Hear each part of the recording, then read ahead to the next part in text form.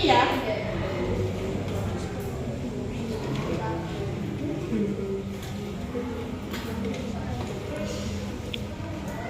Sebelah sini, tolong digantikan ke belakang.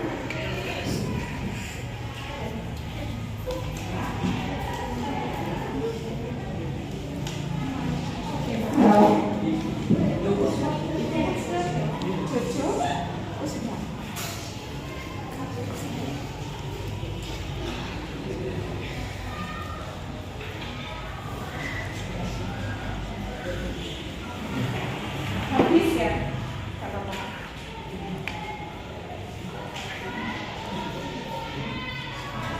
Yang tampak seperti berarti orange sama pink ya.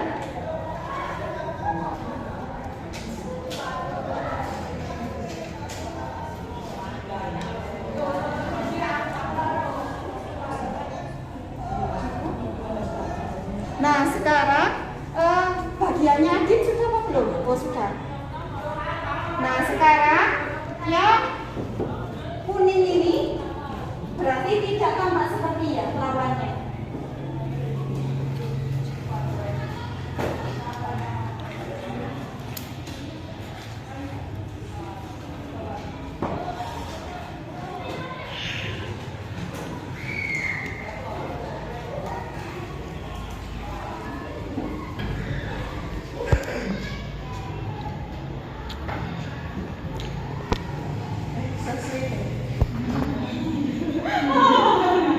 Tapi nggak bikin jatuh cinta kan?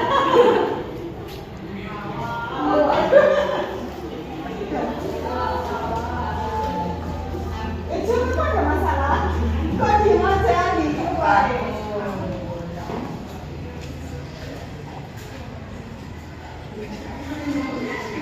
Sama yang hijau tidak tampak seperti ya.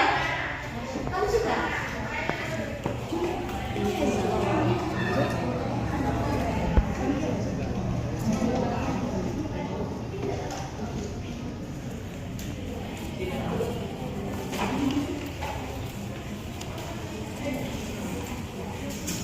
Nah, sekarang silahkan kalian menulis keyakinan kelas yang kalian yakini.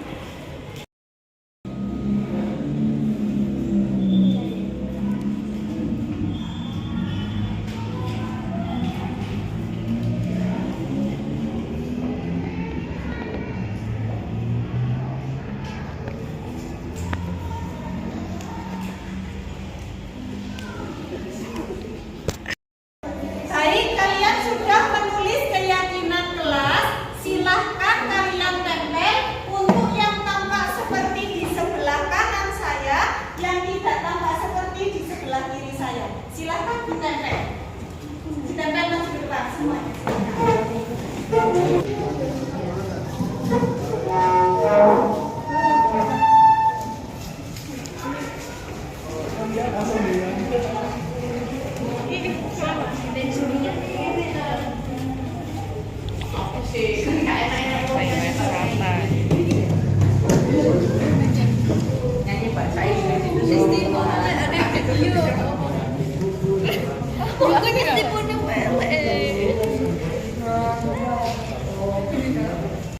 Baik, kalian sudah menempelkan keyakinan kelas kita. Sekarang kita coba membahas. Ada menjaga fasilitas umum. Sepakat? Sepakat. Memakai sepatu berwarna hitam. Sepakat.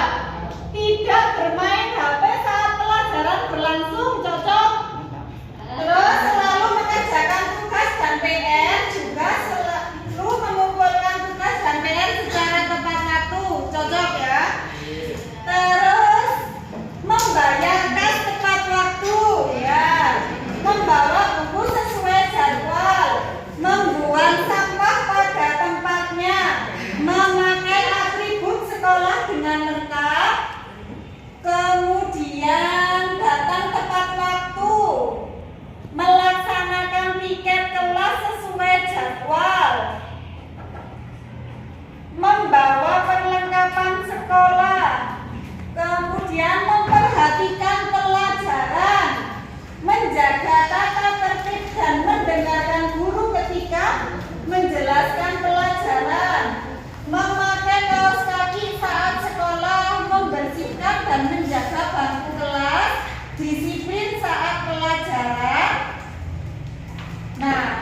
ada beberapa yang sama, tidak usah saya bacakan. Kemudian hal yang harus kalian hindari, yaitu datang terlambat, mengotori meja dan kursi, berbicara saat guru menjelaskan pelajaran, kemudian tidak membawa buku, memotong pembicaraan guru, terlambat, tidak memperhatikan pelajaran, rame saat pelajaran, tidak mengerjakan tugas dan tidak mengumpulkan PR, tidak memakai atribut sekolah, terlambat membayar uang kas, merusak fasilitas umum, memakai sepatu berwarna selain hitam, membuang sampah sembarangan, tidak melaksanakan piket, tidak membayar kas. Nah, semoga kalian bisa menerapkan keyakinan kelas ini untuk ketertiban dan kedisiplinan semua orang. Kalau kalian sudah membiasakan budaya positif, maka itu juga akan tertanam pada karakter kalian. Jadi akan membawa dampak baik pada hidup kalian juga, ya kan? Nah, ada pertanyaan? Demikian keyakinan kelas yang sudah kita buat hari ini. Semoga kalian dapat menerapkannya setiap saat. Terima kasih. Wassalamualaikum warahmatullahi wabarakatuh. Waalaikumsalam warahmatullahi wabarakatuh. Bukan kita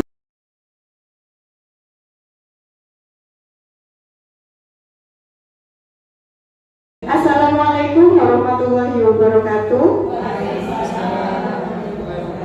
Alhamdulillahirrabbilalamin. Assalatu wassalamu ala asyrofil anbiya'i wal mursalin wa ala alihi wa sahbihi ajmain. Asyhadu an la ilaha illallah wa asyhadu anna Muhammadan abduhu wa rasuluh. Puji syukur kehadirat Allah Subhanahu wa taala yang memberikan kita banyak nikmat sehingga pada kesempatan kali ini kita akan belajar bersama tentang budaya positif. Nah, budaya positif itu apa? Mungkin positif itu sesuatu yang bagus, kemudian budaya itu yang pembiasaan. Mungkin orang-orang berpikir seperti itu. Nah, jauh sebelum saat ini pasti Bapak Ibu sudah sering mendengar tentang sekolah ramah anak. Bahkan sepertinya di sekolah kita ini wajib sekolah ramah anak, tidak boleh ada hukuman. Tapi apakah nantinya itu anak itu jadi nggak aturan?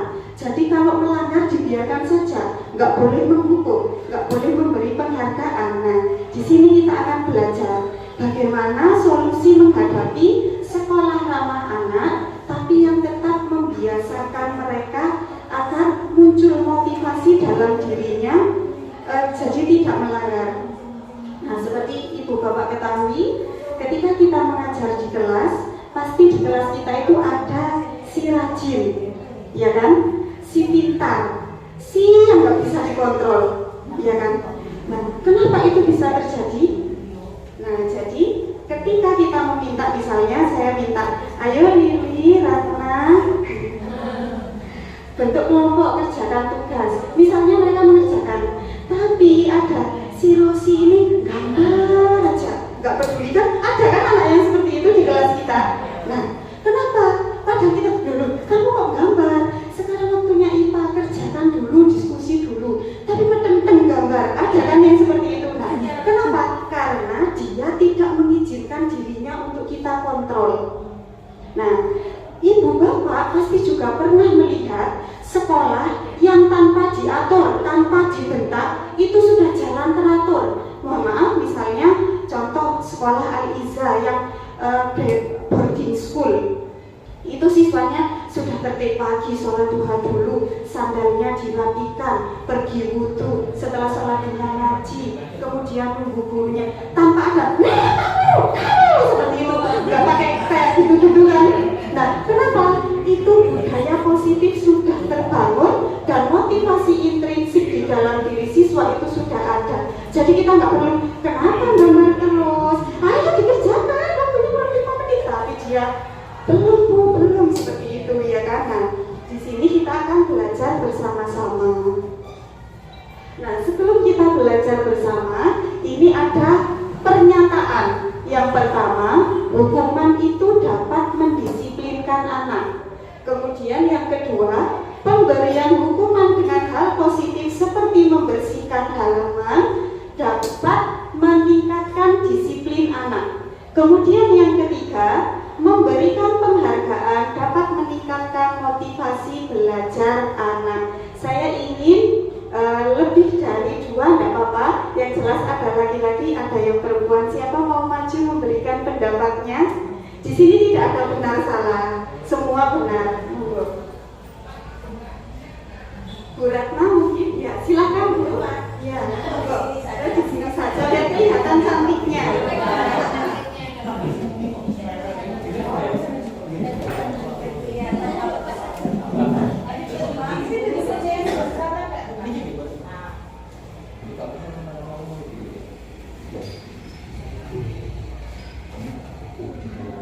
Assalamualaikum warahmatullahi wabarakatuh. Bapak Ibu semua, mudah-mudahan yang saya sampaikan ini ada manfaatnya ya Bu Bina. Kalau toh saya takut sebentar, tak minggir dulu. Ya apa? Lanjut tak Bu Bina? Sudah. Begini Ibu, kalau yang nomor 1, hukuman dapat mendisiplinkan anak, itu mungkin kalau di era saya sekolah SD dulu dan SMP ya. Dulu itu kalau misalnya guru saya datang atau guru saya matematika, saya masih ingat di otak saya itu namanya Pak Yanto, guru musik bawa bercak kebel-kebel gitu. Saya itu karena kecil saya duduknya biasanya di depan. Terus kalau ada tugas kerjakan itu orangnya mubeng. Karena ditanya nggak ada yang ngacung, tahu-tahu dijendul, maju. Dulu greweli gak karu-karuan. Kalau nggak bisa itu ya orangnya sudah dari jauh ini bawa gudeg. SMP Bu, bawa gudeg, kalau dulu jadi. SMP 1, SMP Negeri 1 Papar di Kediri. Ya, kalau anak laki-laki tidak bisa, lo ya ini apa ini dijabutin batu. Itu mungkin iya dulu. Kalau anak sekarang hukuman, anak saya itu saya tidak tahu itu hukuman atau bukan. Tapi kalau sudah diinting-inting ya tetap saja lewes saja. Itu anak sekarang beda. Kemudian yang nomor 2, hukuman dengan hal positif seperti membaca dan membersihkan halaman sekolah dapat meningkatkan disiplin anak. Saya cerita lagi, kalau anak saya sekarang 9C, itu kan ada satu kelompok itu kelompok hebat, laki-laki ya. Jadi kalau setiap hari kalau tidak saya cari itu sepertinya kok tidak penak. Apalagi ruangnya dekat ruang guru, pokok saya lewat begitu. Terus sering terlambat, bahkan hari Kamis ya Bu Nurul, saya piket berempat dengan Bu Nurul. Sudah tahu jadwalnya saya dengan beliau-beliau itu piket, karena tahu sudah harus masuk paling tidak jam 7 kurang 1/4 sudah harus di sekolah kan, karena 7 kurang 10 sudah harus di kelas pembiasaan. Loh, tahu gurunya ada balik kucing hilang. Saya tunggu karena kebetulan kosong saya jam awal itu. Saya tunggu berempat sampai saya dengan Bu Nurul dan ibu delik. Ya tidak muncul sampai jam 7. 7:15 limpris 2 anak muncul, tapi anak saya 1. Yang lain ini hampir 7:30, 2 itu muncul. Setelah itu diberi oleh BK untuk membersihkan musola, bersihkan. Itu sudah berkali-kali. Ternyata tidak menimbulkan efek jerah. Toh nanti juga begitu-begitu saja, paling kosong-kosong. Ya memang waktu diberi sanksi, wajahnya ya untuk pucat pasi. Tapi besoknya begitu lagi. Tapi kemarin itu kok sudah lebih baik, saking seringnya membersihkan musola sepertinya, dapat pencerahan. Itu. Jadi kalau saya itu di satu sisi untuk anak-anak yang bagus, oke, ada perubahan. Tapi untuk anak-anak yang karakternya memang untuk meningkatkan imun, ya kita harus ulangi berkali-kali. Nomor 3, nah ini yang paling menyenangkan. Kalau itu saya percaya bahwa kalau diberi hadiah itu meningkatkan motivasi. Kita saja kalau diberi hadiah seneng ya menurut apapun itu masih cuma diberi ala apa spidol atau apa itu ya ruwetin saja kalau diutus begitu. Itu hanya pendapat saya. Monggo Bapak Ibu, saya yakin Bapak Ibu pendapatnya lebih kompleks dan lebih banyak lagi. Begitu Bu Vina. Terima kasih. Wassalamualaikum warahmatullahi wabarakatuh. Waalaikumsalam. Ya, kita beri tepuk tangan untuk Burana. Mungkin Bapak-bapak, Pak Rafi atau Pak Sitran, monggo, silakan. Monggo, nggak usah malu-malu. Mungkin calon guru penggerak angkatan 8, monggo. Ya biar nanti lancar di angkatan 8. Sekarang bantu kakak dulu.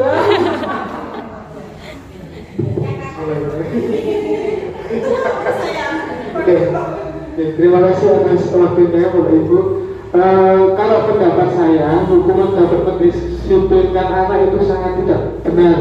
Karena kalau zaman sekarang, pikiran anak itu dia jauh lebih kritis daripada zaman-zamannya kita dulu.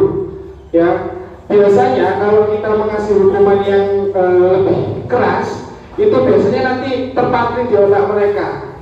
Nah, kalau tempat di otak mereka, otomatis dia ada traumatik tersendiri. Ya, biasanya seperti itu kalau dalam segi saya sendiri ya.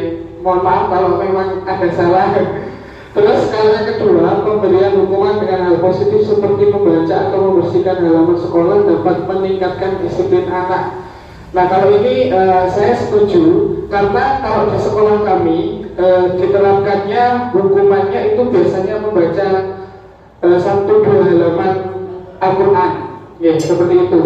Itu benar dia tidak ada hukuman yang keras, tapi dia sebelum kita beri hukuman pasti Bapak Ibu gurunya itu istilahnya memberi pendekatan. Ya, memberi pendekatan dengan hasil akhirnya nanti hukumannya itu dengan membaca Al-Quran. Kalau di sekolah kami seperti itu. Terus untuk yang ketiga, memberi penghargaan dapat meningkatkan motivasi belajar anak. Ini juga sangat setuju sekali. Benar kata Bu Ratna tadi, kalau kita diberi penghargaan atau reward itu pasti akan memberikan semangat untuk kita untuk lebih baik, bahkan lebih baik lagi seperti itu. Terima kasih kalau itu dari pendapat saya. Matur suwun kalau ada kurang lebihnya.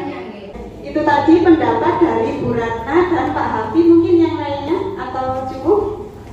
Cukup ya. Nah, nanti kita akan bahas setelah kita mempelajari materi budaya positif ini. Jadi, ketiga pernyataan ini memang mungkin yang pertama itu benar kalau dikatakan salah, karena hukuman itu dapat menimbulkan trauma psikis dan itu hanya berdampak pendek saja. Kedepannya mereka akan mengulangi lagi. Semakin anak nakal itu kita press, kita beri tekanan, dia akan semakin menunjukkan saya ini mampu, semakin dia menunjukkan penguasaannya yang nanti akan kita pelajari di 5 kebutuhan dasar manusia. Kenapa sih kok anak sekarang beda dengan kita? Dulu kita nggak kerjakan PR, kaki kita dipukul sama guru, nggak berani bilang orang tua kan, malah malah dihidupi sama orang tua kita ya. Kalau orang sekarang anaknya cuma disuruh jongkok, orang tuanya nggak terima, ya kan? Nah itu, jadi hukuman sekarang itu hanya menimbulkan trauma psikis dan itu hanya efek jerah sebentar. Nanti mereka tetap akan mengulangi dan menunjukkan penguasaannya, kenakalannya akan lebih lagi. Kemudian yang kedua itu pemberian hukuman hal yang positif seperti membaca, membersihkan halaman itu dapat meningkatkan kedisiplinan siswa. Nah, ini juga bergantung dari motivasi intrinsik siswa. Bahkan ada siswa misalnya dia nggak suka sama saya, saya nggak suka pelajaran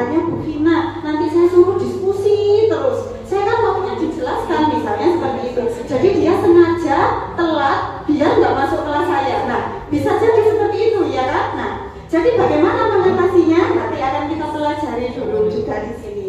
Kemudian yang ketiga, pemberian penghargaan ini dapat meningkatkan motivasi. Nah, ini antara benar dan salah. Kenapa? Nah, nanti ada salah seorang tokoh itu mengatakan bahwa kita misalnya di sini Bu Ratna ini pintar, terus saya suka memberi dia nilainya 100, terus setiap 100 dia saya beri buku dan pulpen. Akhirnya si Bu Yosefin ini karena dia nggak pernah nilainya bagus, alah kok pasti sing dapat Bu Ratna. Jadi dia nggak akan berusaha. Dia iri karena yang dapat Bu Ratna terus. Nah, bagaimana caranya biar penghargaan ini bisa merata? Itu nanti kita bisa memberikan kesempatan, misalnya yang tidak pernah dapat penghargaan ini Pak Sutran, Bu Yosefin, dan Pak Hafi. Maka yang lainnya sudah sering, sekarang kita beri kesempatan untuk Pak Sutran, Bu Yosefin, dan Pak Hafi. Siapa yang bisa menjawab ini itu nanti dapat penghargaan. Biar mereka yang tidak pernah dapat itu juga mendapatkan, begitu. Biar tidak timbul rasa iri. Nah, konsep utama budaya positif itu ada 6. Yang pertama, disiplin positif, nilai-nilai kebajikan universal. Yang kedua, teori motivasi, penghargaan, hukuman, dan restitusi. Kemudian keyakinan kelas, 5 kebutuhan dasar manusia, 5 posisi kontrol guru, dan segitiga restitusi. Nah, yang pertama kita akan mempelajari tentang disiplin positif dan nilai-nilai kebajikan universal. Yang pertama, makna disiplin itu apa? Sebenarnya makna disiplin itu adalah kita memiliki tekad. Misalnya saya atlet selam, berarti kalau saya mau menang, saya harus siap menyelam, berenang, jumping, push up, lari. Kenapa? Biar stamina saya kuat. Berarti kan saya harus disiplin ke diri saya. Kalau saya adalah si pintar fisika, saya harus banyak membaca, latihan soal, menghafalkan konsep, paham teori, bagaimana prosedur-prosedur praktikum. Itu berarti saya punya target untuk disiplin saya untuk mencapai tujuan saya, ya kan? Tapi kita sekarang berada pada lingkungan yang, mohon maaf, salah. Disiplin itu sering diartikan dengan ketidaknyamanan yang menuntut orang. Oh, saya ini setiap awal semester harus membuat perangkat pelajaran ya. Padahal itu kan untuk kita juga, biar kita tahu alokasi waktu, biar nggak sampai kehabisan jam, ya kan? Tapi karena kita merasa ditekan, kita merasa diperintah, jadi disiplin ini sudah menjadi kekonotasi yang negatif. Tidak lagi pada poin target untuk mencapai tujuan kita, tetapi merasa hal ketidaknyamanan yang kita rasakan. Benar memboten? Ya kan? Nah, jadi bagaimana merubah mindsetnya siswa? Dek, kamu ini pintar membaca Al-Quran kan?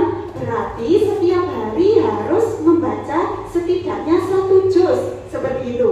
Nah, itu kan saya harus khatam 1 bulan 30 juz. Berarti kan dia harus disiplin. Oh, saya setiap hari setelah sholat harus baca 2 halaman, seperti itu, ya kan? Nah, itu bentuk disiplin. Kita harus menanamkan kepada siswa kita untuk sadar, membangun motivasinya itu biar punya target dalam hidupnya. Nah, sekarang di sekolah kita nggak ada ujian. Nah, tenang, saya nggak usah belajar, nggak nanti nilainya saya bagus. Bukan seperti itu, ya kan? Nah, selanjutnya nilai-nilai kebajikan universal.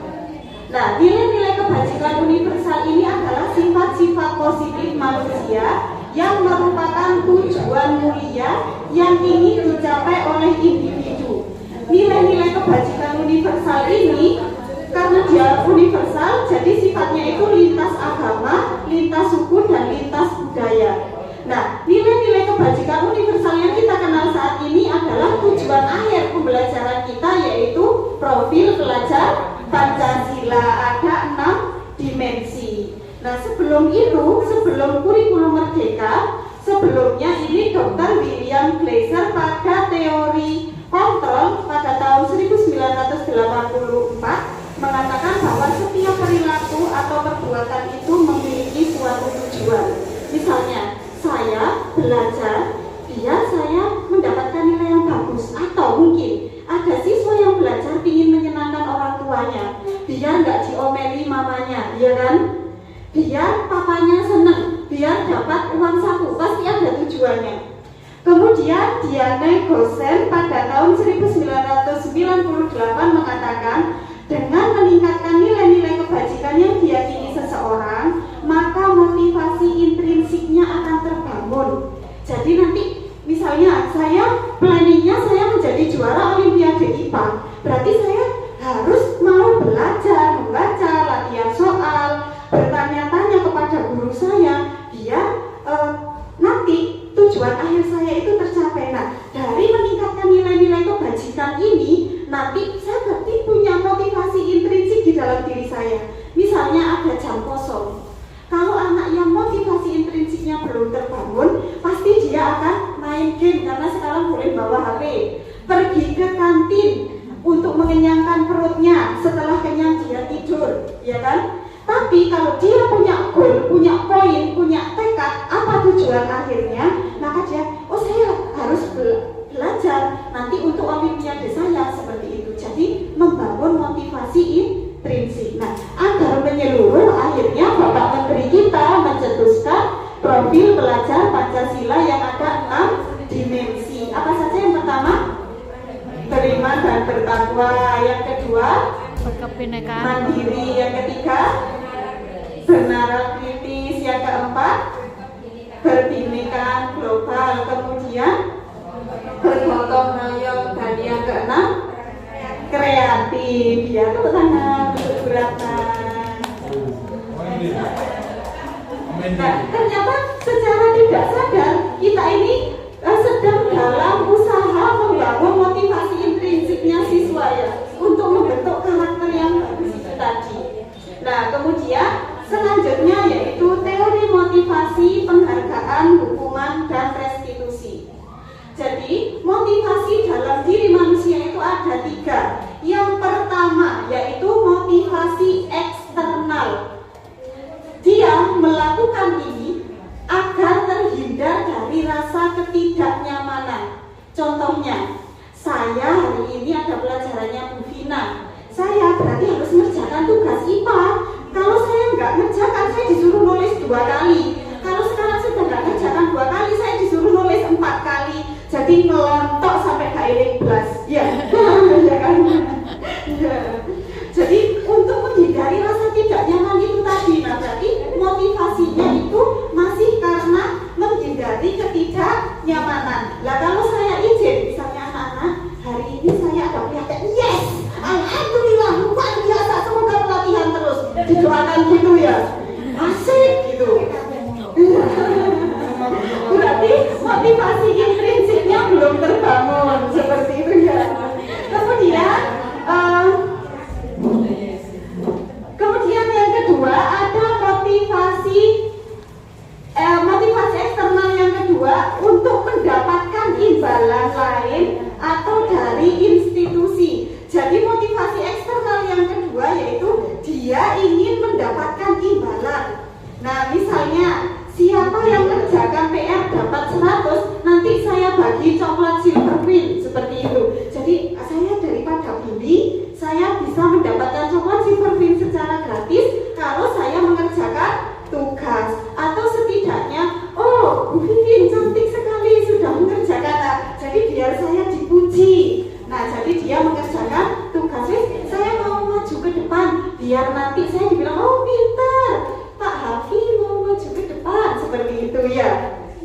Nah itu, tapi kalau saya nggak ngasih pujian, mesti saya dipuji nek dulu toh aku lah dipuji. Anjing ini murid kesayangan. Yaitu peran antagonis di dalam hatinya si murid, seperti itu ya. Kemudian yang ketiga yaitu motivasi internal atau tujuan disiplin positif yang disebut dengan motivasi intrinsik itu tadi. Jadi dia sudah punya kesadaran sendiri, kenapa saya harus begini, kenapa saya harus begitu, demi terwujudnya tujuannya dia. Nah, misalnya saya daftar di SMP 1 Jombang. Tekad saya harus lulus sebagai 10 besar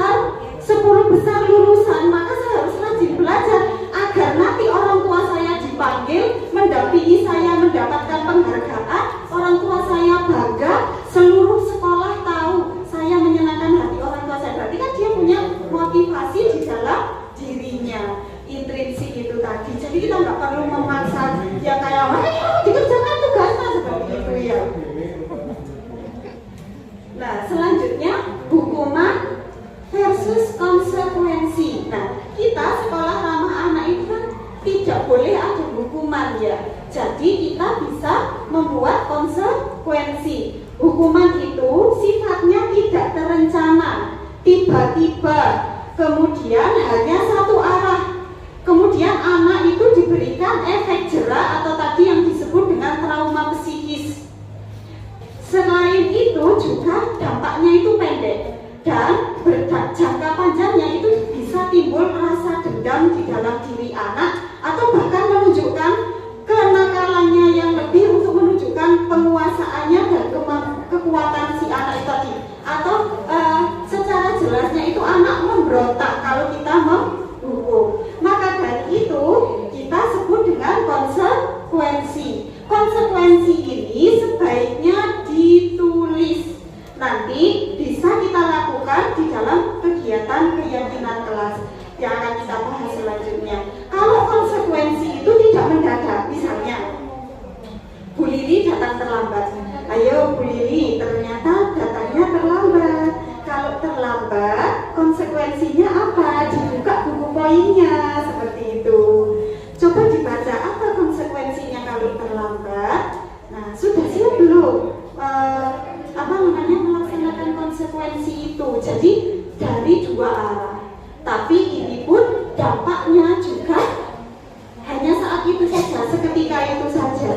Mereka bisa mengulangi lagi kesalahan yang sama. Nah, kemudian penghargaan. Alfie pun dalam Punish by Reward pada tahun 1993 dalam wawancara ASCP Annual Conference Maret 1995 mengemukakan penghargaan maupun hukuman adalah cara mengontrol perilaku seseorang yang menghancurkan potensi untuk pembelajaran yang sesungguhnya. Nah, menurut Kuhn, secara ideal tindakan belajar itu sendiri adalah penghargaan sesungguhnya. Jadi terjadi peraga di dalam hati kita, oh apakah penghargaan itu tidak boleh kita berikan kepada siswa? Ada yang mau menyampaikan pendapatnya? Mungkin Pak Sutran yang habis PPG mau berbagi ilmu, monggo. Silakan Pak Sutran. Ya. Menanggapi pernyataannya Alfi. Ya, terima kasih. Untuk pendapatnya Alfikon tentang penghargaan dan hukuman itu termasuk cara mengontrol perilaku seseorang. Nah, ini kalau yang saya pahami, untuk hukuman kita tidak boleh terlalu berat dan hukumannya selalu yang positif agar anak-anak itu mengerti konsekuensi apa jika mereka melanggar atau tidak mengerjakan tugas atau bolos dan sebagainya. Kemudian untuk yang penghargaan ini juga tidak setiap hari kita kasih penghargaan seperti itu karena mungkin nanti akan bosan. Jadi mungkin dalam momen-momen tertentu saja kita kasih penghargaan untuk yang berprestasi atau yang apa gitu. Misalkan nanti ada anak yang sangat pintar tapi dia lambat untuk mengerjakan tugas. Nah itu waktu ulangan mereka nilainya bagus kita kasih penghargaan. Tapi untuk anak yang tidak pintar tapi mengerjakan tugasnya cepat itu juga kita kasih penghargaan. Jadi penghargaan itu kita sesuaikan dengan bakat-bakat dari siswa tersebut. Terima kasih. Gimana Bu? Iya, kalau saya mungkin yang murah saja, contohnya pulpen gitu. Iya, bermanfaat. Iya, soalnya anak-anak sering kehilangan pulpen di pinjam temannya, kemudian nggak dikembalikan seperti itu. Terima kasih, tepuk tangan untuk Pak Sutran.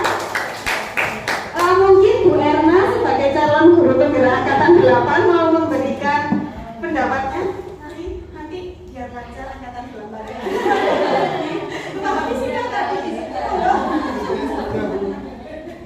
Atau ibu-ibu yang lain, Bu Harvin mungkin. Waduh, ini yang sudah senior. Mungkin Bu Nurul yang sering memberikan penghargaan di lapangan. Oke, seperti yang disampaikan, jadi di sini tidak ada benar dan salah, semuanya benar asalkan kita lakukan dengan cara yang tepat. Seperti kata Pak Sutra, kalau setiap momen kita beri penghargaan, misalnya dapat coklat silver beli terus, nah nanti bayarannya gurunya buat belikan coklat muridnya ya, terus anaknya nggak punya susu.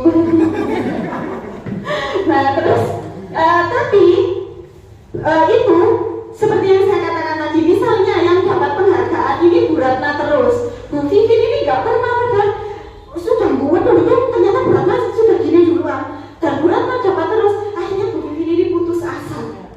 Wis saya pasti kalah sama Bu Ratna, nggak mau, wis pasti saya dipuji itu terus, padahal dia bukan dipuji. Nah, jadi itu akan menghancurkan. Ada kalanya, misalnya kita itu sangat senang sama Bu Ratna, soalnya dia itu sering membantu kita. Kita boleh ngasih dia reward penghargaan secara diam-diam. Terima kasih ya, buat kamu. Dia senang. Misalnya dia suatu hari cerita ke Bu Rosi, saya ini oleh membantu Bu Vina dikasih sama 15.000 gitu. Dia nanti akan termotivasi, oh berarti suatu hari saya harus bantu Bu Vina biar dikasih uang saku 15.000 gitu. Tapi tidak secara nyata saya 15.000 kipas langsung saya pegang. Nanti yang lain, oh ya jadi lu sih dikongkoni mek ibu aku gak tahu dikongkoni. Meski pancen yang kesayangan ini kita kayak di sinetron kan ya. Ya gitu, mesti wajan yang aku sayang tapi lepas aku sih dibokong oh jika ini malah saya lupa terus mereka. Nah jadi kita sebagai guru juga harus bijaksana bagaimana kita menempatkan posisi seperti itu. Nah selanjutnya restitusi, ini adalah cara kita mengatasi masalah anak yang melakukan pelanggaran. Jadi restitusi itu adalah proses menciptakan kondisi bagi peserta didik agar dia bisa mengembalikan identitasnya dan kembali kepada masyarakat. Contohnya, ini siswa yang melakukan pelanggaran, dia itu nggak pernah mengerjakan tugas. Kalau di kelas bingung sama kukunya ini panjang-panjang padahal kuku saya nggak pernah panjang, pitekan gitu. Sebel kan, kadang gak gregetan, ya kan? Sebagai manusia yang biasa itu kadang kita pasti akan ada gregetannya, ya kan? Akhirnya kita perlu duduk bersama dia. Bagaimana kita mengembalikan itu? Nah, kita tanya, kenapa kamu kok melakukan ini? Ini kan sekolah, sepatu saja semua harus hitam. Tahu nggak alasan kenapa sepatu harus hitam? Kan biar sama semua, tidak ada yang, oh itu sepatu ini Donatello, itu sepatu ini naik, oh itu sepatunya Adidas bermerek regane 1 juta kayak gitu, kan nggak ada yang seperti, biar sama, biar tidak ada yang menunjukkan aku anaknya sultan, saya anaknya raja, saya anaknya menteri, kan biar sama seperti itu ya. Nah kamu itu aja bukan artis kok gedung lah itu jinak kuku ya kan. Nah mulai hari ini ya kamu harus menyampaikan kepada teman kamu keyakinan kelas yang sudah kita sepakati. Jadi itu proses kita melakukan restitusi.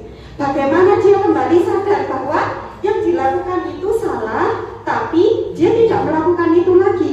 Kalau misalnya terus kita rampas kuteknya, kita banting di hadapannya, nah dia itu pasti akan dendam ke kita. Beli kutek harga ratusan ribu, dibanting Bu Vina, terus nanti lapor ke orang tuanya, terus saya dimasukkan koran, membanting kutek siswa seperti itu ya kan. Nah, agar tidak terjadi seperti itu, maka hal atau tindakan yang kita lakukan yaitu restitusi. Nanti akan diperjelas di segitiga restitusi di bagian akhir. Selanjutnya yaitu keyakinan kelas. Nah, kenapa kok keyakinan kelas? Kenapa bukan peraturan kelas? Apakah di sekolah kita pasti ada tata tertib siswa, tata tertib kelas, ada kan? Tata tertib sekolah seperti itu. Mohon maaf, apakah dibaca? Maaf, apakah ingat? Nomor 1 apa? Saya juga nggak tahu. Nah, jadi kenapa kok keyakinan? Keyakinan ini dibentuk atas dasar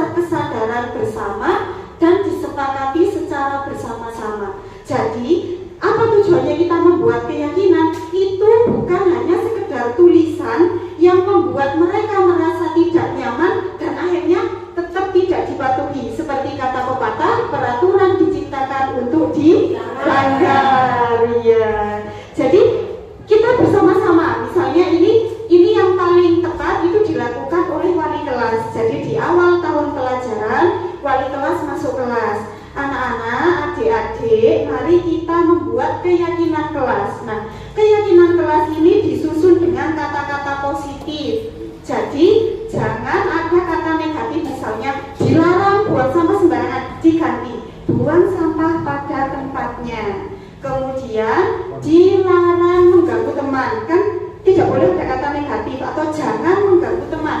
Berarti saling menjaga kerukunan antar teman. Sepakat apa tidak? Nah, kemudian kita bagi misalnya post-it, biar mereka menulis di situ, nanti dikumpulkan di papan tulis, kita diskusikan bersama. Misalnya mereka mengajukan mengerjakan tugas yang diberikan oleh guru, sepakat? Misalnya ada yang tidak, Bu saya nggak sepakat, saya kan mudah lelah kalau mengerjakan tugas, saya kan pusing mual-mual kalau belajar gitu. Kita beri solusi, oh kamu rumahnya dekat siapa? Nah silahkan bekerja kelompok biar ada teman diskusinya, seperti itu ya kan.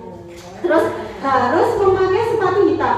Ada loh anak yang tanya gini, sekolah itu kenapa kok harus pakai sepatu hitam? Kan nggak ada hubungannya sama pelajaran, karena mereka nggak tahu kan, itu kan untuk menyamakan biar tidak ada yang menunjukkan paling wah, si paling ini, si paling itu ya kan. Nah makanya sepatunya diminta hitam semua, seperti itu. Nah dari keyakinan kelas ini nanti dibentuk kesepakatan. Pasti mereka ingat, setidaknya mereka itu ingat beberapa poin. Tidak seperti, mohon maaf, tata tertib atau peraturan yang fotokopi bagikan ditekuk, dimasukkan tas, terus nggak tahu entah itu nanti hilang atau bagaimana, lucet, tidak pernah dibaca sama sekali. Dia ingatnya tulisan bold di atas, tata tertib kelas, nomor 1 nggak hafal sampai nomor bawah nggak hafal. Kira-kira yang tanda tangan itu siapa ya nggak tahu? Siapa yang tanda tangan? Nggak tahu. Maaf. Sekarang kan banyak kan fenomena siswa itu nggak hafal nama kita, terus datang ke ruang guru, guru PPKN, yang mana? Yang menyebutkan ciri-cirinya ya kan? Itu kan parah sekali, saking tidak literasinya dia di dalam kehidupan ya kan? Nah tapi kalau kok sama guru tidak hafal gitu. Nah, jadi perlu dibentuk keyakinan kelas. Kenapa? Untuk meningkatkan kesadaran mereka dan mengingatkan dan agar mereka itu motivasi untuk melaksanakan itu ada. Nah selanjutnya ini 5 kebutuhan dasar manusia. Yang pertama yaitu kesenangan. Kita sendiri pasti suka, misalnya pasti suka senang. Misalnya guru itu dibebaskan dari administrasi, pasti kita hore gitu kan ya. Suka pasti. Kesenangan. Nah, kesenangan ini adalah kebutuhan untuk mencari kesenangan, bermain, dan tertawa. Kita pun mungkin ketika di ruang guru itu cerita habis ketemu anak, kerjakan tugas, nah di ruang guru itu cerita, ambil guru makan notalah, untuk mengobati rasa kejedekan kita di dalam kelas. Nah, kemudian ada kebebasan. Anak pun juga ingin bebas. Kebebasan ini adalah kebutuhan akan kemandirian otonomi, memiliki pilihan dan mampu mengendalikan arah hidup seseorang. Jadi anak itu pasti juga pengennya bebas. Nggak dilarang ini, nggak dilarang itu. Tapi kalau tidak seperti itu, mereka itu tidak sesuai dengan peraturan itu tadi, tidak sesuai pada hal-hal yang positif kalau kita tidak.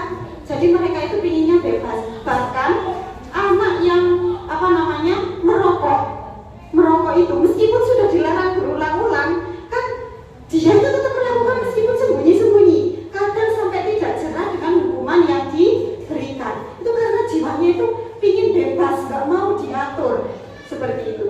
Nah, kemudian penguasaan, kekuatan untuk mencapai sesuatu, menjadi kompeten, menjadi terampil, diakui atas prestasi dan keterampilan kita, didengarkan dan memiliki harga diri. Nah, pasti kita tahu anak yang nakal itu kumpulnya sama anak-anak yang nakal. Kenapa? Karena dia se-circle. Lo bukan circle gue. Nah, mereka itu sefrekuensi. Mereka itu sama. Kenapa? Di situ saya dapat kekuasaan. Kalau saya kumpul sama ini, wadio bukan kawan, ya kan? Oh masuk.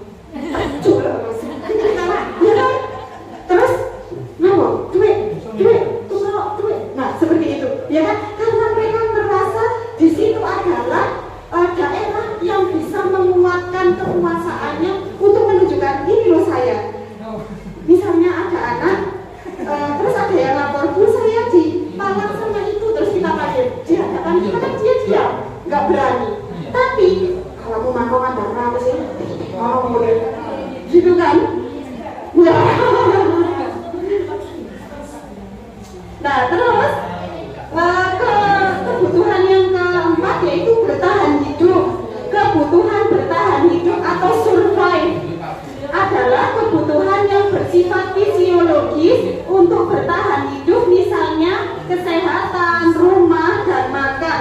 Mohon maaf, ini misalnya ada siswa kita yang dari keadaan orang tuanya kurang mampu. Terus ada anak yang hedon, uang sakunya banyak, nyebrang sekolah, beli kopi poin, beli boba-bobaan, kan jadi anak yang dari keluarga kurang ini pasti malu. Misalnya dia hanya makan telur gulung gitu kan ya. Nah ini nanti akan berdampak mereka itu tidak bisa menyatu di dalam kelas. Kemudian yang kelima, kasih sayang dan rasa diterima. Nah kasih sayang ini adalah kebutuhan dasarnya manusia untuk diterima oleh orang lain. Misalnya anak yang sudah terkenal nakal di kelas, pasti temannya itu tidak bisa menerima dia. Akhirnya dia cenderung ingin menunjukkan kekuatannya dengan nakal, biar temannya takut ke dia, biar mau menerima. Sebenarnya dia itu kan ingin diakui, jadi dia menunjukkan dirinya. Makanya dia terus menunjukkan kekuasaannya itu. Nah, dan manusia itu cenderung melakukan apapun untuk memenuhi kebutuhan dasar ini.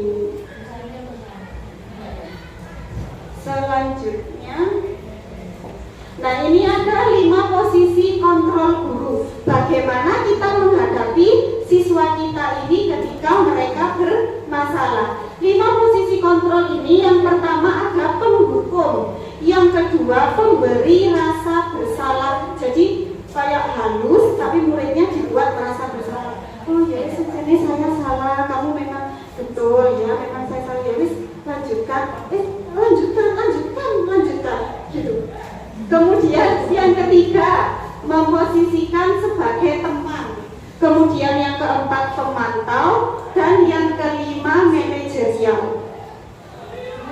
Nah, penghukum di sini, motivasi yang timbul di dalam diri siswa adalah motivasi eksternal. Dia menghindari hukuman itu pasti untuk menghindari rasa tidak nyaman. Jadi kalau misalnya saya berada, dia akan brutal. Nah seperti kata Bu Ratna tadi, sudah terlambat, ditunggu, dia sengaja nggak datang. Jangan ayo, dia lapis tuwe, ampun lah aku lah SMA mah, tante nangis sak piro kuate, gitu ya kan? Ini hanya bermain drama kan saya dilihat. Kemudian identitasnya gagal, dia tidak berhasil membentuk karakter yang bagus untuk ditanamkan di dalam dirinya. Kemudian perilaku kontrolnya juga negatif. Aku lo boleh, bapak ibu lo biar aku senangane mutak aku seperti itu kan. Nah selanjutnya, apa yang guru perbuat jika guru berlaku sebagai penghukum? Jadi dia menghardik, menunjuk-nunjuk, menyakiti, menyindir. Nah, anak yang diperlakukan seperti itu biasanya hanya muncul rasa dendam dan semakin tidak suka. Kemudian buktinya apa? Biasanya guru itu berkata seperti ini, kalau kamu tidak melakukan ini, saya akan lapor kepada wali kelas kamu biar kamu dicoret dari kartu keluarga. Maksudnya dari absen kelas. Ini agak nyambung. Terus muridnya gimana berkata, oh aku lagi ngomong ya gak ngatur tak? Gitu ya. Jadinya gak peduli akhirnya muridnya. Hasilnya apa? Hasilnya murid memberontak, dendam, kemudian menyalahkan orang lain. Aku loh senangannya diomong, acel ini loh, gitu, ya kan? Dia selalu, manusia itu kan selalu mencari pembenaran. Dia itu mencari siapa yang paling lebih lemah dari dirinya untuk disalahkan, ya kan? Untuk dijadikan pelampiasannya. Nah, dampak pada murid mengulangi kesalahan berulang kali dan perilakunya menjadi agresif. Jadi nakalnya semakin nakal. Kemudian posisi guru dengan dunia berkualitasnya murid, kita berada di luar dunia berkualitasnya dia. Jadi di dalam kehidupannya kita ini bukan contoh, nggak ada. Yang menjadi contoh dia siapa? Misalnya mohon maaf, anak pengamen, mereka itu bebas, mereka itu gak nyuruh-nyuruh, mereka itu gak ngelarang ini, gak ngelarang itu. Guru saya itu rewel, cerewet, nyocot sampai gitu. Nah, itu kalau penghukum, kita sebagai penghukum tidak membentuk identitasnya siswa itu tadi. Nah, kemudian membuat rasa bersalah. Ini motivasinya juga masih motivasi eksternal. Kenapa kok motivasi eksternal? Identitasnya gagal, perilaku kontrolnya juga perilaku kontrol negatif. Nah, guru berbuat, bagaimana guru berbuat? Gurunya berceramah, menunjukkan kekecewaan yang mendalam. Kamu nak sudah janjikan sama saya, katanya nggak diulangi. Terus saya itu loh yang dipanggil kepala saya. Terus kamu gimana sekarang? Maunya apa? Mau saya diulangi juga? Iya, kok gitu. Nah, terus siswanya maafkan saya, tapi kan di dalam hati ini, ya berarti aku kok tak singit-singitan cek konangan gitu kan ya? Ya dia kan memang minta maaf hasilnya. Nah, menyembunyikan, menyangkal dia berbohong. Sering kan ada anak seperti itu, misalnya ada anak mengambil uangnya ini, sudah ketahuan pun enggak saya enggak ngambil, bukan saya Bu, gini loh ya, saya jujur, ini saya paling jujur Bu, sebenarnya itu kamu itu loh bulat dari tadi jujur, sebenarnya kamu itu enggak jujur kok, gitu ya kan, bulat kayak susur. Nah, dampak pada muridnya, dia rendah diri, merasa gagal dan tidak berharga. Untuk apa saya ada di sini? Oh, saya mesti disalahkan sama guru saya. Oh, saya berbuat apapun saya salah, mending saya nggak di sini. Akhirnya dia bolos diam-diam, ya gitu. Nah, kaitannya dengan dunia berkualitas, murid meletakkan guru dalam dunia berkualitas. Nah, bagaimana itu? Jadi, ketika dia mau melakukan kesalahan, nah kemarin itu saya sudah janji, kok masa saya masih mengulangi? Nah, masih ada kita di antara kontrolnya dia, tapi dia itu masih mengulanginya lagi secara diam. Kemudian guru sebagai teman. Nah, pernah kita berpikir, oh anak sekarang kan nggak bisa dikasar ya. Apakah kita bisa menjadi guru yang berlaku sebagai teman? Biar dia itu akrab, mau terbuka pada kita. Tapi ini juga ada sisi negatifnya. Nanti itu bisa hilang rasa sopan santun, ya kan? Bisa jadi Bu, aku nangkoi loh, oke Bu, seperti itu, ya kan? Kan jadi hilang tawaduknya, sopan santun ke gurunya sudah tidak ada. Nah, di sini motivasinya juga eksternal. Jadi dia itu mungkin merasa dekat dengan saya, jadinya kalau sama saya suka, tapi sama guru orang lain dia melanggar. Kemudian, tapi dia sudah sukses di hadapan saya membentuk identitasnya. Saya kalau di hadapannya Bu Gina, karena saya sering dikasih uang saku, berarti saya harus sering membantu. Dia kan punya motivasi yang itu. Berarti dia baik hanya ke saya, tapi ke orang lain tidak. Kemudian perilaku kontrolnya sudah mulai positif di hadapan saya, tapi di hadapan orang lain belum tentu. Nah, guru berbuat bagaimana? Membuat alasan-alasan untuk muridnya. Misalnya, dia melakukan kesalahan, kita akan cenderung membela dia. Enggak kok, Bu, dia itu baik kok sama saya. Mungkin, nah, tapi ketika memang benar dia melakukan kesalahan, kita jadi nggak enak juga sama dia. Kenapa kita nggak bisa berbuat apa? Padahal peraturan harus ditegakkan, tapi di sisi lain kita nggak enak sama dia karena dia sudah sering berbuat baik sama kita, gitu. Kemudian guru berkata, lakukan demi Bapak Ibu.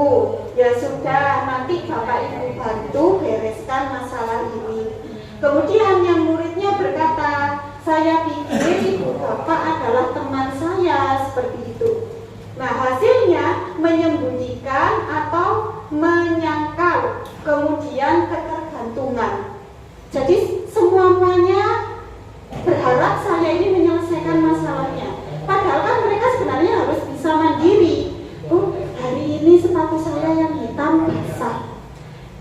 saya boleh pakai putih karena dia akrab sama saya, kan kita juga nggak enak. Kamu nggak punya tas sepatu hitam, di sisi lain itu tuh nggak boleh, peraturannya kan harus pakai sepatu hitam seperti itu kan ya. Jadi memposisikan sebagai teman ini juga ada hal negatifnya. Tapi di dalam dunia berkualitas, murid itu menempatkan kita dalam dunia berkualitas, bahkan kita sudah menjadi contohnya. Misalnya, oh saya nanti ingin jadi guru fisika, karena guru fisika saya itu ngajar enak, saya ngerti. Jadi kita itu jadi contoh gitu loh di dalam dirinya. Oh saya nanti ingin jadi ibu seperti Bu Lili, soalnya Bu Lili itu pintar masak, perhatian ke anaknya gitu, pintar jahit, jadi saya harus menjahitkan anak saya biar kembaran terus gitu misalnya, ya kan? Nah jadi sudah masuk dalam contohnya. Kemudian pemantau. Nah pemantau ini motivasinya juga masih motivasi eksternal. Kemudian identitasnya sudah sukses karena kita sering memantau dia. Kemudian perilaku kontrolnya positif. Guru berbuat menghitung dan mengukur. Ayo, kamu kemarin sudah terlambat 3 kali. Atau gini, mohon maaf, kalau ada sholat zuhur berjamaah, yang perempuan itu kan sering, Bu saya halanganmu. Saya itu berpikir gini, kalau zaman saya sekolah dulu, mama dipegang belakangnya kan, maaf ya, tahu kalau ada pembalutnya ya. Tapi kalau sekarang kita takut nanti dilaporkan pelecehan seksual, ya kan? Jadi saya punya ide, yang perempuan absen, yang halangan absen pulpen merah, saya hitung ya, kamu sudah halangan 7 hari, masuk tak doakan halangan selamanya loh kamu, gitu. Ya kan, jadi kita mengontrol mereka, soalnya kan kita ya nggak bisa mau lihat itu ya, malu juga ya kan, serba salah gitu loh. Jadi itu satu-satunya cara untuk mengontrol agar mereka itu tetap pada budaya yang positif, tetap sholat zuhur. Jadi kita tahu mendeteksi, oh hari ini kamu halangan, seperti itu. Kan masa ada yang halangan terus ya nggak pernah sholat. Iya.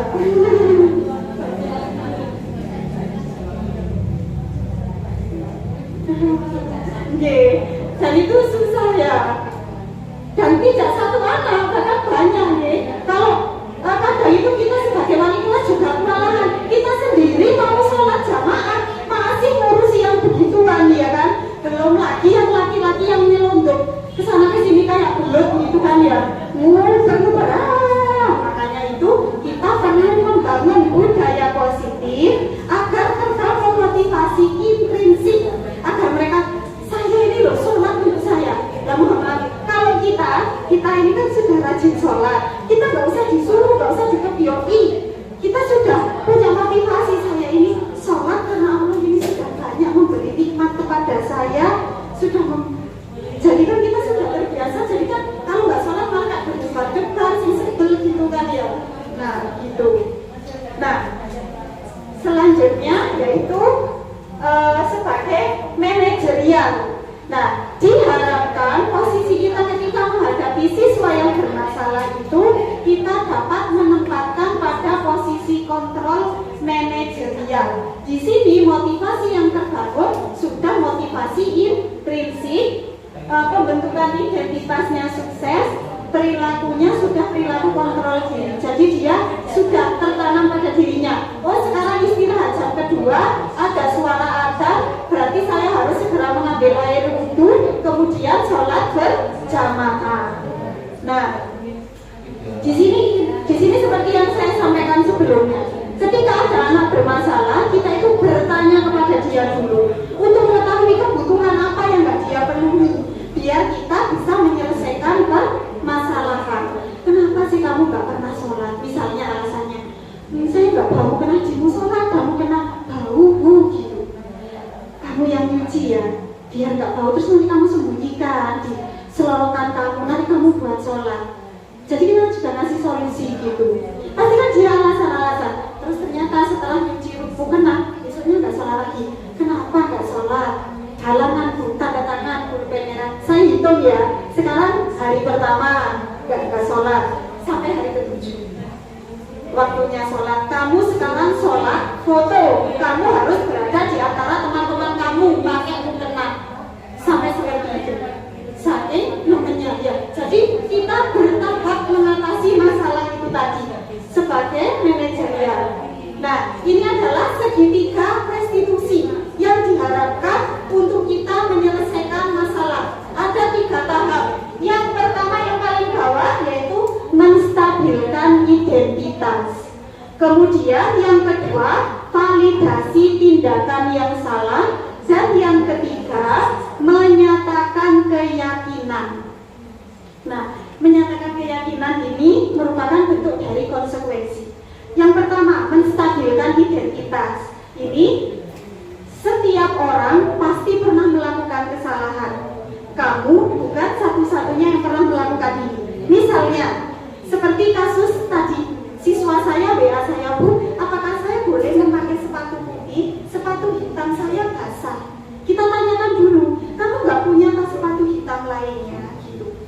Nah, akhirnya saya WA ke siswaan, Bu, sepatunya ini warnanya yang hitam basah.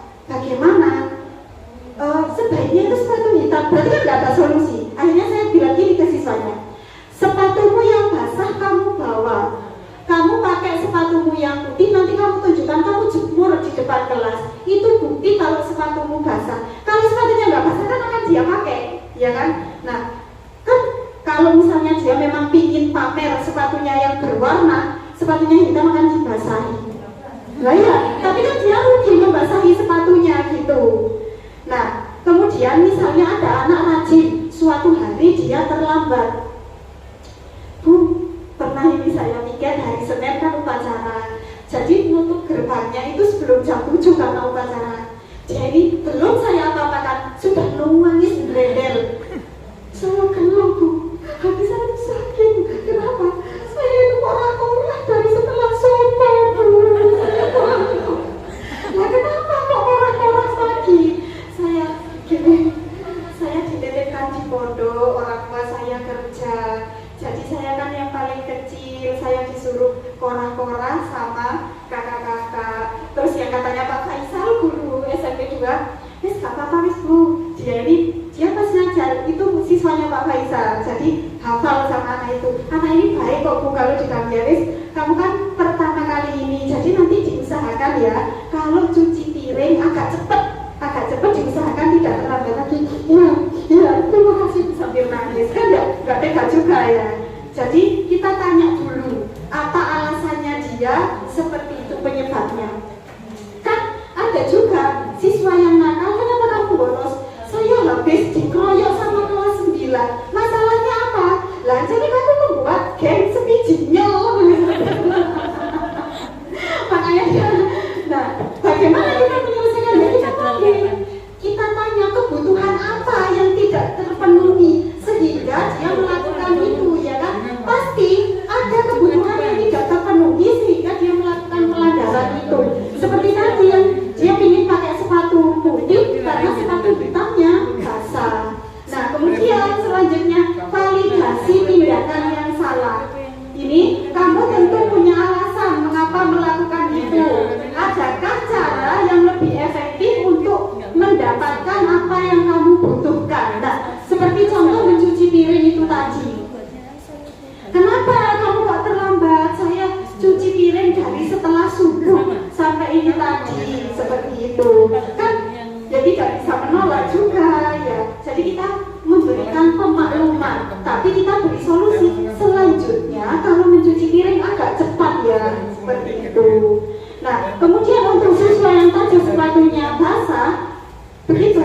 Kenapa kamu kok ingin pakai sepatu selain warna hitam? Karena sepatunya saya basah. Bagaimana ini? Nah, yang kita lakukan adalah menyatakan keyakinan. Keyakinan kelas apa yang telah kita sepakati, karena kita sudah membentuk keyakinan kelas tadi secara bersama-sama. Terus kamu ingin menjadi orang seperti apa? Misalnya ada anak terlambat terus. Kamu ingin jadi orang seperti apa kalau begini terus? Kalau di sekolah, kamu itu hanya disuruh membersihkan tempat wudhu seperti itu. Kalau kamu bekerja, kita bawa dia ke masa depan. Kalau kamu bekerja, apa nanti kamu digantikan sama orang lain. Apa kamu nggak takut tereliminasi? Dunia kerja itu lebih keras daripada sekolah. Kamu harusnya mendisiplinkan diri, begitu kan ya Bu ya, agar mereka tidak terlambat lagi. Nah, sekarang kamu kan sudah terlambat berulang-ulang. Apa keyakinan kelas yang kita sepakati kemarin? Apa konsekuensinya kalau kamu terlambat? Gak bosan membersihkan tempat wudhu. Yang lainnya apa? Mau gak kamu berbicara di depan kelas? Kamu menyatakan bahwa kamu menyesal kalau misalnya anak nakal. Saya enak gak waktunya Bu Vina membersihkan tempat wudhu, begitu kan, untuk menghindari pelajaran. Sesekali kita suruh dia berbicara di depan kelas, dia pasti takut, ya kan? Anak yang suka melanggar itu. Nah, sekali-kali perlu dilakukan agar dia juga akhirnya berusaha memunculkan motivasi intrinsiknya. Nah, demikian yang saya sampaikan, cukup luama dan panjang. Mohon maaf, mungkin tidak ada yang ditanyakan karena ya. Terima kasih atas ada. Untuk yang membuat keyakinan kelas tadi, apakah perlu konsekuensi itu kita buat bersama, ya? Kemudian biar anak-anak ini itu kan yang buat saya sendiri melakukan seperti itu. Bagus sekali, ini seperti sebuah masukan, benar. Jadi di dalam keyakinan kelas itu kan yang nanti kita kesepakati bersama. Saya yakin saya akan melakukannya. Kalau peraturan atau tata tertib tadi itu nanti seperti yang kata pepatah, peraturan dibuat untuk dilanggar. Nah, jadi ketika membuat peraturan keyakinan kelas, kita juga menyusun konsekuensi. Kemudian nanti kan dibahas dulu. Misalnya ada yang begini, melaksanakan piket pulang sekolah. Terus ada yang bilang, Bu, yang tidak piket didenda 2.000 Bu.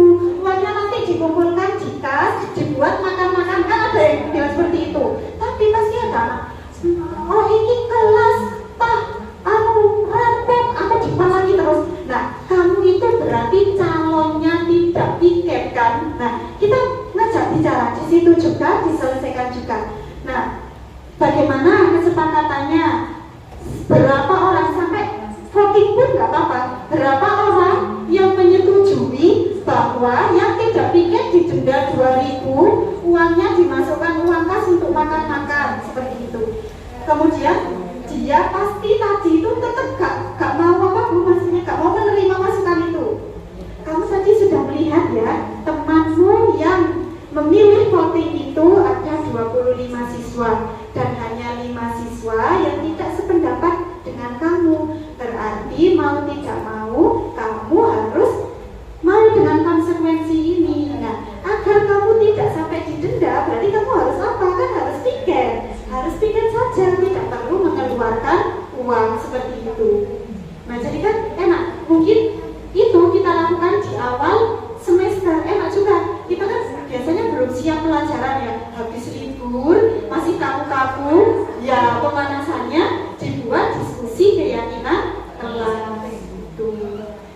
Mungkin ada tambahan? Sanggahan? Ya, jadi ya kan kesepakatan, maaf agak konotasinya itu ya kayak pemaksaannya itu loh, tingkat tekanannya. Nah, kayak keyakinan, kalau keyakinan itu kan ya ayo sama-sama gitu.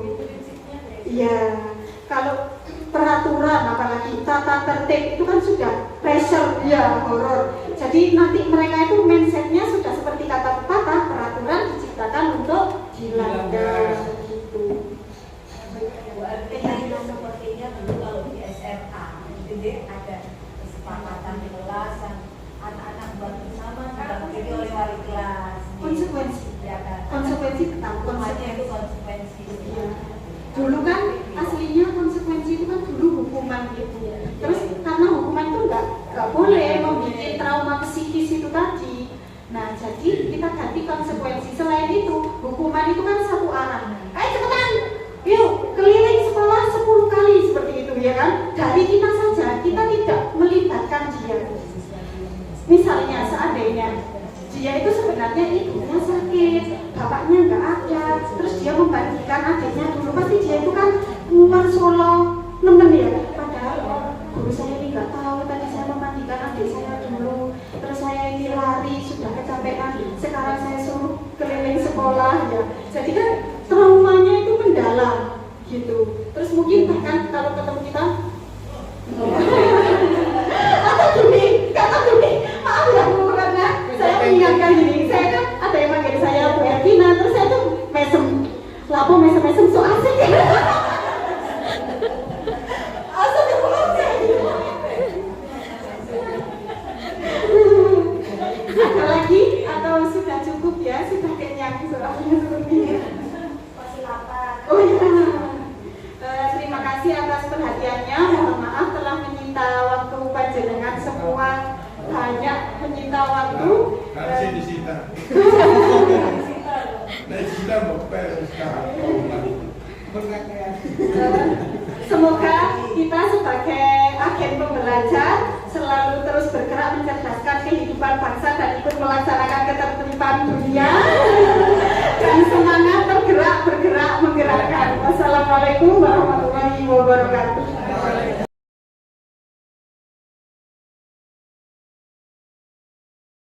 Nama saya Ahmad Bintang Andika dari kelas 7B dari SMPN 1 Jombang.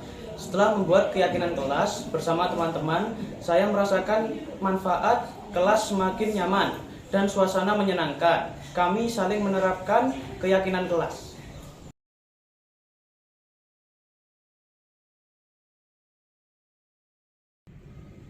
Perkenalkan, nama saya Yosefin Margareta, guru IPA di SMP Negeri 1 Jombang.